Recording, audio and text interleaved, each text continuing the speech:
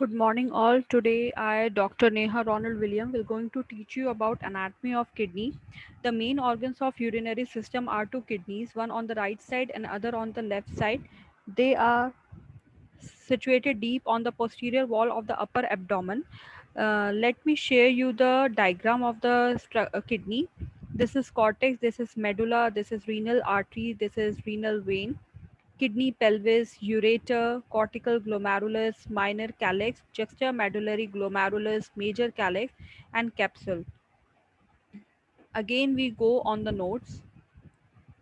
Kidney is a bean shaped. It has a size of a small fist. On its head, there is an adrenal gland, which is also called suprarenal because it is situated above the kidney.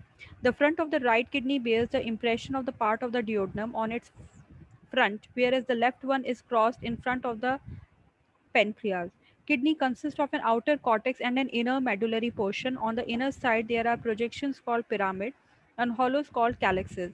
Minor and major calyxes unite to form a dilated part called pelvis of the kidney. This dilated part terminates into a tubular structure called ureter, which opens in the urinary bladder. The urinary bladder, the urine formed in the kidney is transported to the urinary bladder through ureter. Urinary bladder passes the urine out through the tube called urethra. Renal circulation. Kidney has rich arterial supply through respective renal arteries and the blood returns through respective renal vein. The renal artery break up into anterior division and posterior division. Each division of artery further ramifies and passes between the pyramid as interlobar arteries. The interlobar arteries gives accurate arteries. These arteries run across the bases of the pyramid and give off branches called interlobular arteries. These arteries gives off efferent vessels of glomerulus. Just before entering the glomerulus, the efferent vessels contain number of juxtaglomerular cells. These cells secrete renin which control the renal blood flow and through angiotensin regulate blood pressure. The vessel coming out from glomerulus is efferent arteriole. The efferent arteriole breaks up into a capillary network around the tubule. This is called peritubular network. This peritubular network forms venous plexus which forms interlobular vein and finally they form interlobular vein. The interlobular vein open into the renal vein.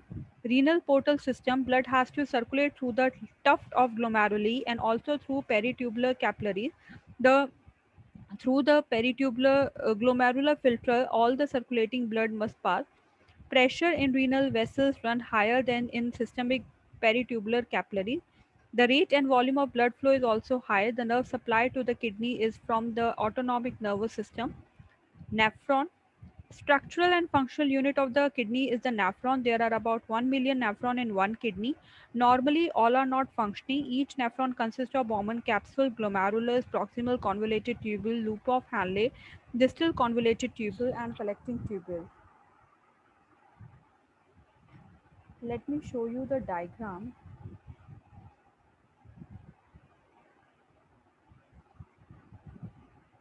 This is the diagram. You can see a nephron associated blood vessel. Efferent arteriole, Bowman capsule, glomerulus, efferent arteriole, then your proximal convoluted tubule, then distal convoluted tubule, then collecting duct, ascending loop of Hanley.